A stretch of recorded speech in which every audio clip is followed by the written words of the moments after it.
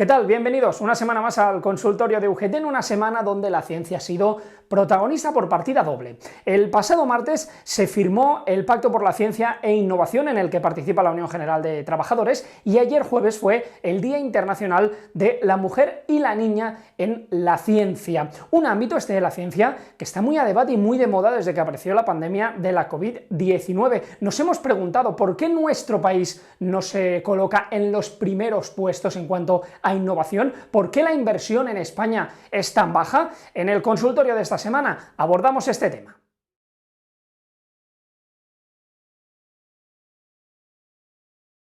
En las novedades de la semana tenemos que destacar las más de 50 movilizaciones y concentraciones que se llevaron a cabo ayer en todo el país para pedir más compromiso al gobierno. Unas concentraciones promovidas por UGT y comisiones obreras bajo el lema "Ahora sí toca", para pedir precisamente al gobierno que se olvide ya de las promesas y que actúe de verdad, porque según afirmaba el secretario general de UGT, Pepe Álvarez, los trabajadores y trabajadoras ya están hartos de tantas promesas. Pero tenemos que ser conscientes que ese paquete de medidas que se han tomado, compañeros y compañeras, no han sido ni de lejos suficiente.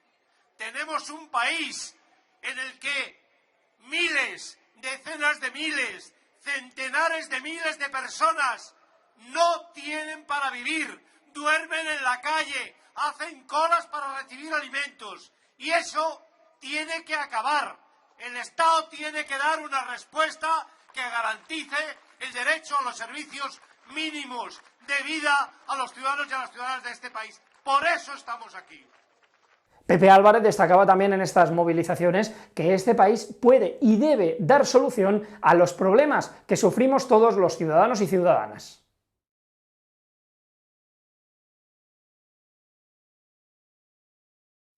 Ahora sí, ahora es momento de entrar en materia, de hablar de todo lo que engloba la ciencia y su problemática, y lo hacemos con Javier Sánchez, es el portavoz de Ciencia y Tecnología de UGT. ¿Qué tal, Javier? ¿Cómo estás? Muy bien, Carles, encantado de verte.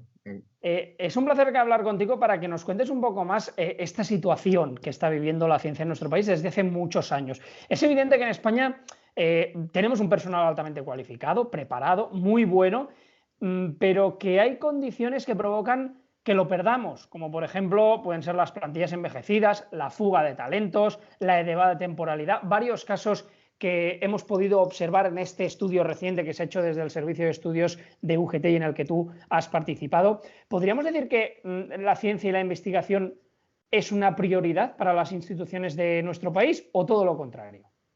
Bueno, pues mira, lamentablemente la realidad es que durante los últimos años no lo ha sido. No ha sido para nada una prioridad del gobierno, de los diferentes gobiernos que hemos tenido, de uno y otro color. Esa situación que hemos heredado ahora es difícil de, digamos, de enderezar. Se está en ello y se está por el buen camino. Pero vamos a tener que recorrer un camino muy complicado, no complicado, sino un camino largo, porque ha sido tal la dejación, digamos, en cuanto a inversión y en cuanto a interés de los diferentes gobiernos y nuestros propios ministerios por la ciencia y la tecnología en este país, que ahora mismo pues, nos vamos a arrepentir y estamos arrepintiendo, ¿no? Y ahora vamos a tener que hacer un esfuerzo extra que el resto de otros países europeos no está teniendo que hacer, ¿no?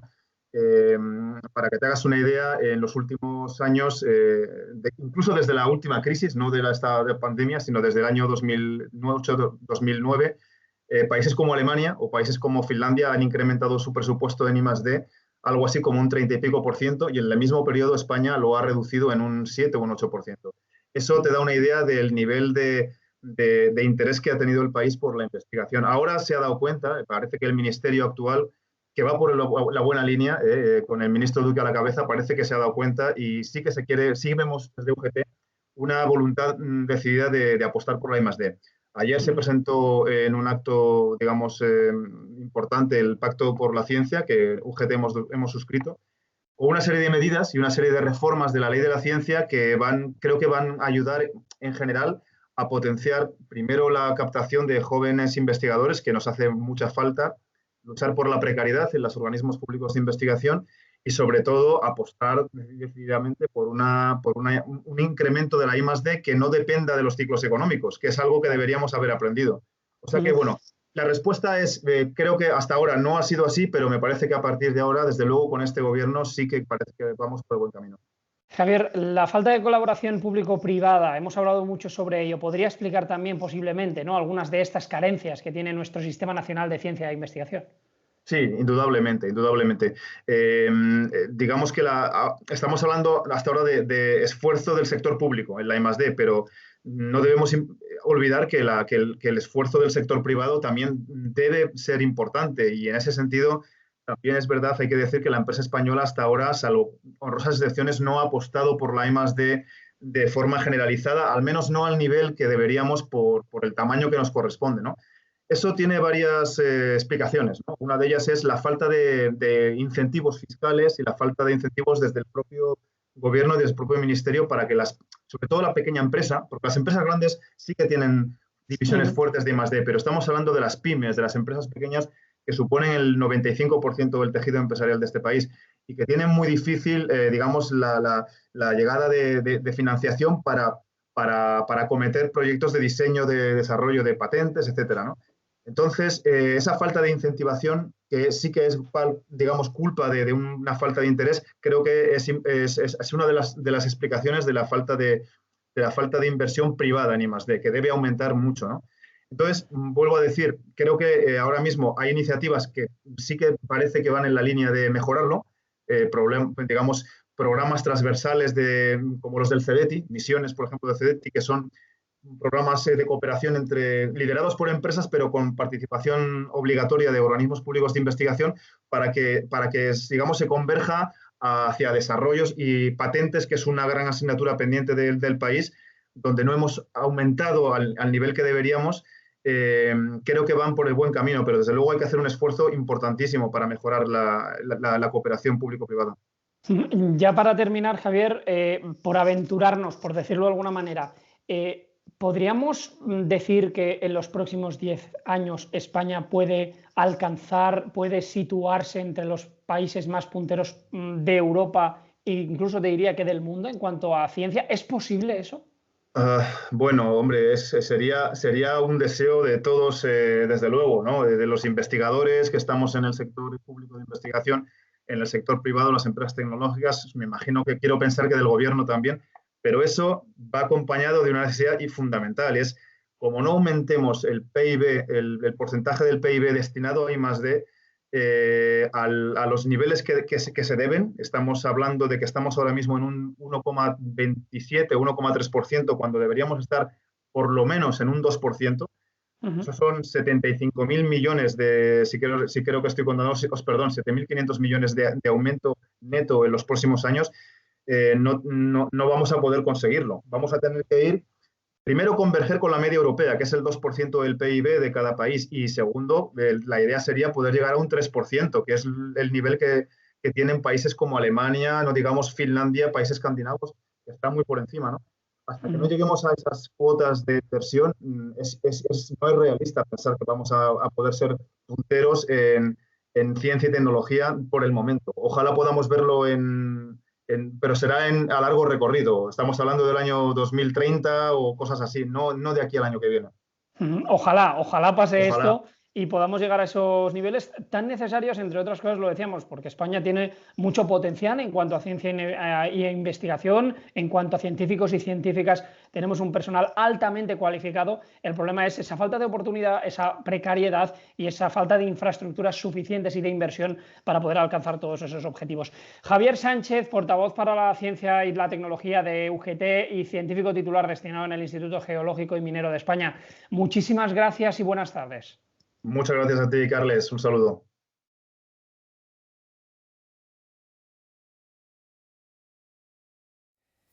Ya conocemos, evidentemente, la situación de la ciencia en nuestro país. Ahora, en breves, conoceremos las posibles soluciones que se pueden encontrar para que precisamente nuestro país se vuelva a situar entre los países más punteros en cuanto a ciencia e investigación. Pero antes, queremos conocer un poco ¿Cómo es el día a día? ¿Cómo viven todos estos investigadores e investigadoras su trabajo y cómo lo hacen para seguir innovando pese a las dificultades, sobre todo económicas y en comparación con otros países de Europa y del mundo? Para hablar de todo ello, nos vamos hasta Castilla y La Mancha para poder hablar con Manuel Ortega, que es responsable del Sindicato de Universidades e Investigación y es catedrático de Lenguajes y Sistemas Informáticos. Manuel, ¿qué tal? ¿Cómo estás? ¿Qué tal? Bien, bien, ahí estamos. Probablemente la universidad es uno de los ámbitos donde podríamos decir que más investigadores hay, también donde más presupuesto se dirige, si no me equivoco, creo que más del 65%. Ahora mismo todas las personas que nos están escuchando pueden decir, hombre, más del 65%, eso es mucho. Claro, lo que tendríamos que ver es cuánto es ese presupuesto, sobre todo comparado con otros países. Manuel, realmente la precariedad en la universidad yo creo que podemos decir que es evidente, ¿no? En este caso, en el tema de la ciencia y la investigación.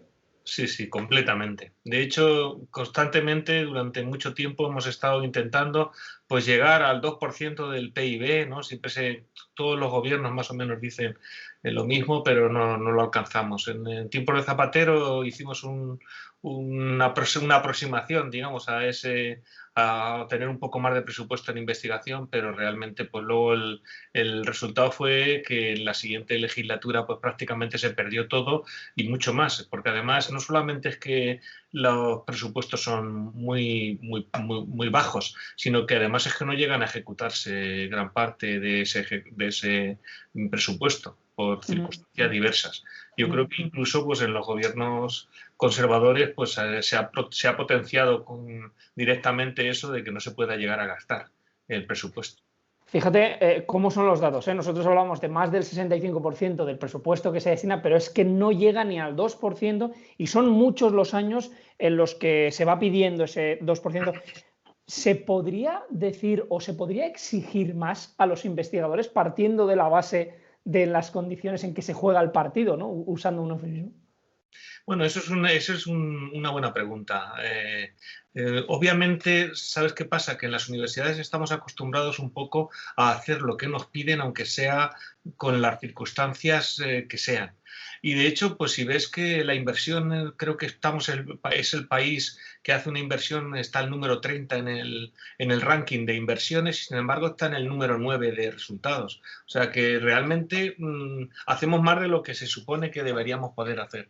Y eso, por ejemplo, en las épocas estas de precariedad absoluta, pues hemos intentado pues cambiar un poco nuestra investigación para poder seguir manteniendo esa investigación. Yo recuerdo cuando nosotros tuvimos aquí en Castilla-La Mancha, entró Dolores de Cospedal, pues los presupuestos de investigación pasaron de alrededor de 4 millones de euros, más o menos, para toda Castilla-La Mancha, a 0 euros. Yo, por ejemplo, recuerdo el 31 de diciembre que todos los contratados que teníamos en un proyecto que teníamos de la Junta de Comunidades de Castilla-La Mancha terminaron en la calle, se fueron a la calle, todos los contratados que teníamos. Entonces ese año fue terrible, pero al año siguiente lo que tuvimos que hacer fue reconvertirnos de alguna manera, porque se nos sigue exigiendo la investigación y además es algo parte innata de nuestra forma de pensar. Necesitamos esa vidilla que nos da un poco la investigación y la docencia. Para eso estamos aquí. Y hicimos esa reconversión, pero realmente dices que en otras circunstancias o en otro estamento seguramente pues la gente hubiera dejado, bueno, pues yo no tengo ya presupuesto, ya no hago nada más. Claro, es un sector que se va reconvirtiendo, readaptando, por decirlo de alguna manera, sobre todo con esto de la pandemia. Hemos escuchado mucho por qué en tantos países de Europa se crean vacunas, se investiga en el tema del coronavirus y aquí en España no lo hacemos con tanta fuerza. Entre otras cosas es precisamente porque si viéramos los datos exactos de inversión, la diferencia no va de 1 o 2 millones, sino probablemente va de cientos de millones. En tu caso, Manuel, siendo catedrático, siendo docente, profesor en activo, porque das clases, parece bastante difícil, por decirlo de alguna manera, transmitir esas ganas y esa ilusión al alumnado, sabiendo que realmente cuando salgan de la universidad lo que se van a encontrar es bastante complicado. Sí, bueno, eso es evidente. Nosotros, por ejemplo, vemos claramente cuando hay posibilidades de promoción, eso hay que reconocerlo, pues los estudiantes de los másteres pues se terminan haciendo el doctorado. Ahora llevamos un cierto tiempo en que los estudiantes de doctorado son casi todos iberoamericanos. Españoles no ven la posible salida. Y hay un problema que tenemos muy importante, y es que yo soy de una generación de baby boomers, los que nacimos en los años 60, en donde el día que nos jubilemos, pues prácticamente la mitad de la universidad se queda vacía. Yo podría estar jubilado, yo tengo 61 años, el año pasado con 60 años y 40 años cotizados, ¿no? Yo podía estar jubilado, con 35 es suficiente. Sin embargo, pues ¿qué pasa? Que nos gusta esto. En cierta manera no queremos, pero el día que, o sea, yo de un año para otro, en cuanto empiece un curso, puedo jubilarme. ¿Y qué pasa? Toda esa información que llevo acumulada a lo largo de los años se ha perdido. Es un problema. Y no hay nadie para seguir. Claro, toda esa fuga de talentos precisamente de la que hablamos se evidencia mucho más aquí. Y ya para terminar, Manuel, voy a ser muy claro. ¿Más precariedad quiere decir menos interés por la ciencia? A ver, si hay mucha precariedad, quiere decir que no es que no haya interés, que el interés existe. Lo que pasa es que dices, si no puedo al final trabajar en lo que estoy especializándome, pues entonces llega un momento en que tienen que irse a otros sitios. Cuando te comentaba, por terminar, lo de que pasó cuando vino Dolores de Cospedal, pues ¿qué pasó? 3 doctores del grupo se fueron. Afortunadamente se fueron a otras universidades, y tenemos en Cantabria un doctor, por cierto, le dieron el premio a la mejor investigación al año siguiente cuando ya no estaba en Castilla-La Mancha, y nos habíamos gastado entre todos 60.000 euros en formarlo, Claro. Contratado y demás, con beca y demás, pero luego está en Cantabria. Luego tenemos otro en la Universidad de Zaragoza y otro en la Universidad Autónoma de Madrid. Y el resto, los que eran doctores y tal, y estaban como doctorandos, se fueron a trabajar a empresas de web, sitio web. Eso es duro. Claro. Es muy duro. Y sobre todo, en este caso, por suerte, hablamos de que están en universidades o en sitios de aquí de nuestro país, que no es el caso con muchas otras personas, como decíamos, pues que se van fuera y al final es una gran pérdida de talento la que tenemos aquí. Manuel Ortega es responsable del Sindicato de Universidades e Investigación y es catedrático de Lenguajes y Sistemas Informáticos. Manuel, muchísimas gracias por atendernos. Un fuerte abrazo. A vosotros, un fuerte abrazo.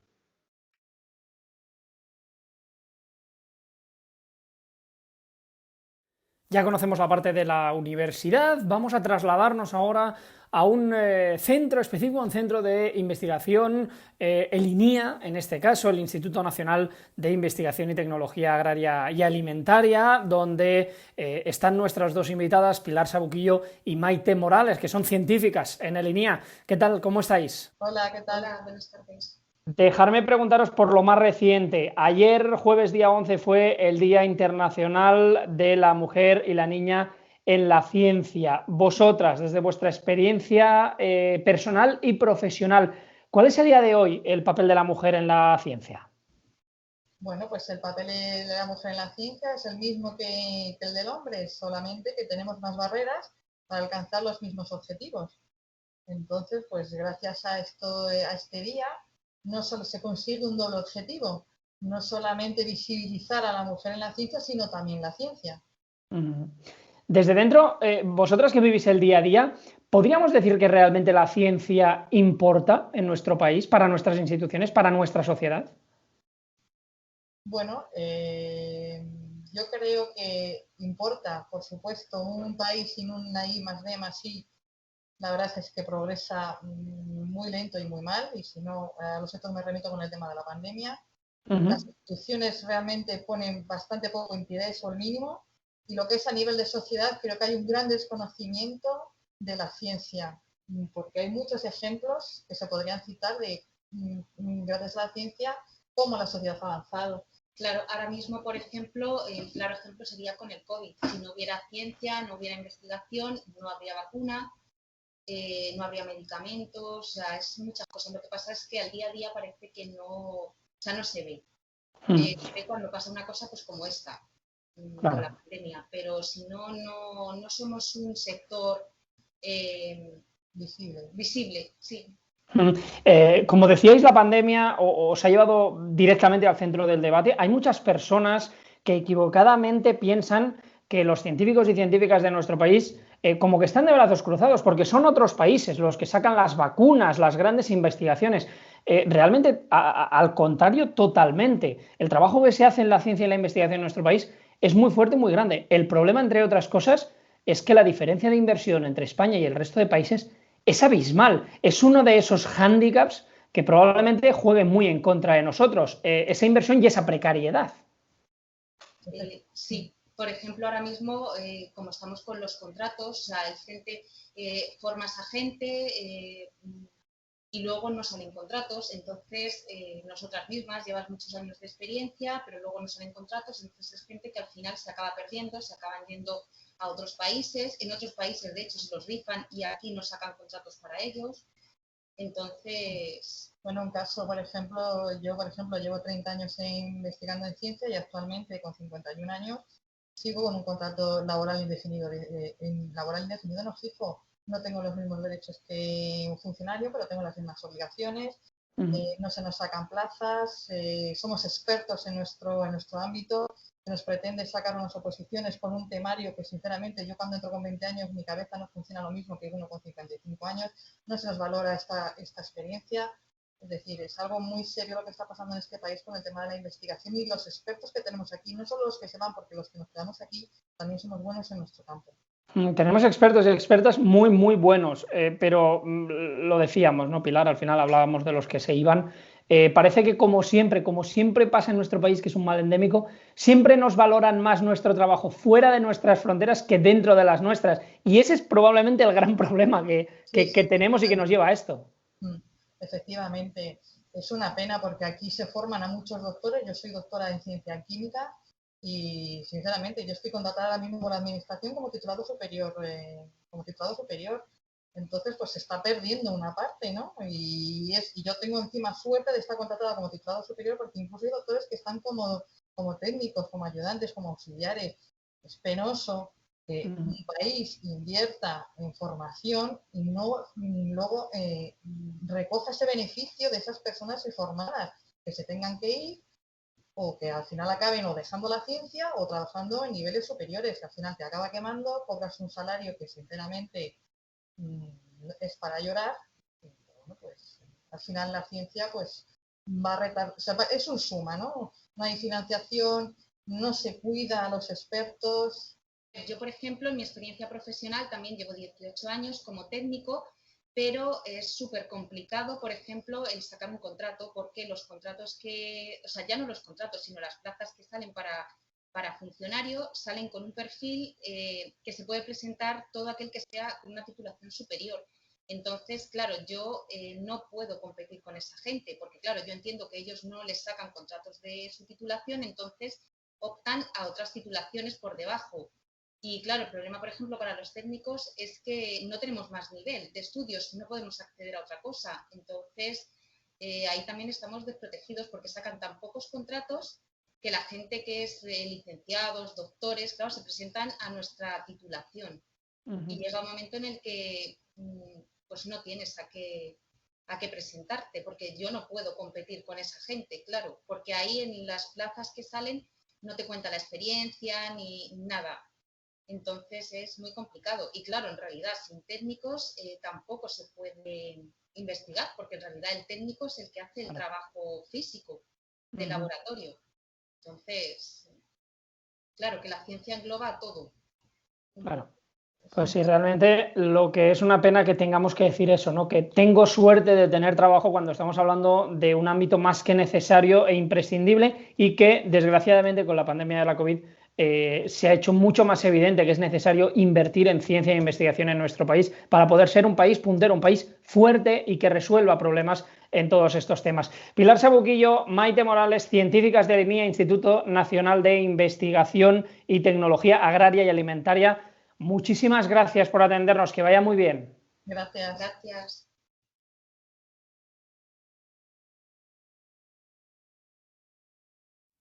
Es importante identificar los errores, ya lo tenemos claro, y también buscar esas soluciones que nos pueden llevar a mejorar en un ámbito que realmente necesitamos en nuestro país, el de la ciencia y la investigación. Para hablar de todas esas soluciones tenemos con nosotros a Constanza Contreras, que es investigadora del CSIC. ¿Qué tal, Constanza? ¿Cómo estás? Hola, buenos días. Muy bien, gracias. Sabemos los problemas, las deficiencias que tiene la ciencia y la investigación en nuestro país, por desgracia, los conocemos ya, o por lo menos buena parte de ellos, pero ¿qué es lo que hay que hacer ahora? ¿Por dónde pasan las soluciones para que la ciencia y la investigación en nuestro país adquiera el nivel que debe tener? Hablábamos al principio del programa de que este martes se rubricó esa firma del Pacto por la Ciencia. No sabemos si realmente es un avance importante o no. Bueno, pues como tú bien dices, hacía tiempo que se sabe lo que hay que hacer. De hecho, en la Agenda 2030, el plan de choque por la ciencia lo recoge en sus 3 ejes. Es verdad que todos lo sabemos, pero yo creo que lo principal, lo que hace falta en España es ver a la educación y la investigación como una inversión y no como un gasto. A diferencia de otros países en los que invierten, nosotros vemos que es un gasto y no es así. Tenemos que cambiar nuestra mentalidad. Investigación y educación es una inversión y no es un gasto. Y no solo hablo de investigación translacional, sino también a la investigación básica. Por ejemplo, por supuesto, este apoyo hay que hacerlo, número 1, con los presupuestos generales del Estado. España solo destina el 1,25% del PIB en investigación, en I+D+I, mientras la media europea está en el 2,1% y el objetivo es del 3%. Entonces, por muchas intenciones que tengamos, como no se materialicen, no vamos a ninguna parte.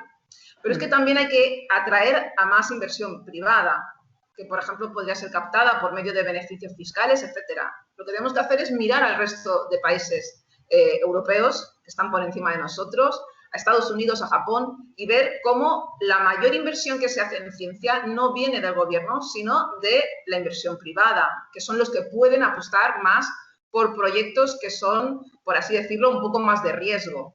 Esta semana, de hecho, Constanza, me daban un dato, perdona, que me llamó mucho la atención. No te sé decir exactamente las cifras, pero me decían el tema de las vacunas, ¿no? ¿Por qué España no tiene una vacuna y a lo mejor Pfizer sí? Y me decían, es que en España se invierten unos cientos de miles de euros, pero es que en Estados Unidos son cientos de millones de dólares. Claro, al final esa diferencia es la clave.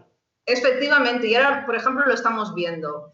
El CSIC está desarrollando 3 vacunas contra el COVID, 3 muy buenas vacunas, con unas estrategias muy buenas que posiblemente se puedan quitar de en medio todos los problemas que vienen derivados de las distintas cepas que hay ahora que se están viendo del COVID, de la inglesa, de la africana. Las vacunas españolas que se están desarrollando podrían evitar eso. Pero es que las vacunas de Estados Unidos, cualquiera de las que no están en España, han sido en su mayor parte ayudados por capital, tanto privado como público, claro. Cosa que en España no.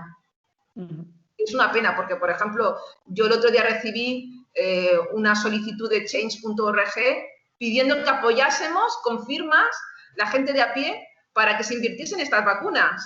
Pero si eso lo tiene que hacer ya a nivel político, no a nivel de habitantes, ¿no? Claro, eso marca las diferencias precisamente que estamos viendo y que yo creo que todos los ciudadanos y ciudadanas nos hemos dado cuenta, ¿no? Con la pandemia. Algunos y algunas éramos muy conscientes de las deficiencias que tenía nuestro sistema de ciencia e innovación, pero yo creo que a causa de la pandemia es probable que se haya abierto el abanico, que haya mucha más gente que se haya podido dar cuenta de esto. Claro, por ejemplo, en cuanto estén nuestras vacunas, que más o menos han calculado que para finales de este año, 2021, si ya se están generando aquí, no tendríamos problemas de abastecimiento. Claro. Ni de manipulación. Ni de logística, ni de reparto, exacto. Efectivamente. Porque además tampoco se sabe si esto se van a tener que repetir las vacunaciones como la de la gripe. Es que no se sabe. No va a ser para un año, a lo mejor, o a lo peor, son para casi todos los años, ¿no? Claro. Son estas consecuencias que tendremos que ver con estas vacunas que del CSIC nos dice Constanza que se están haciendo.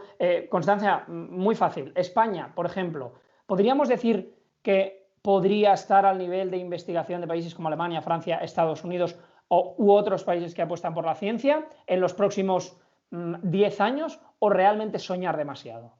Bueno, mira, para eso lo primordial sería, lo primero, reformar la carrera científica, que prácticamente no hay, porque, por ejemplo, en el CSIC, entre titulado superior y jefe de grupo no hay puestos intermedios. No existe la figura de un doctor como postdoc senior.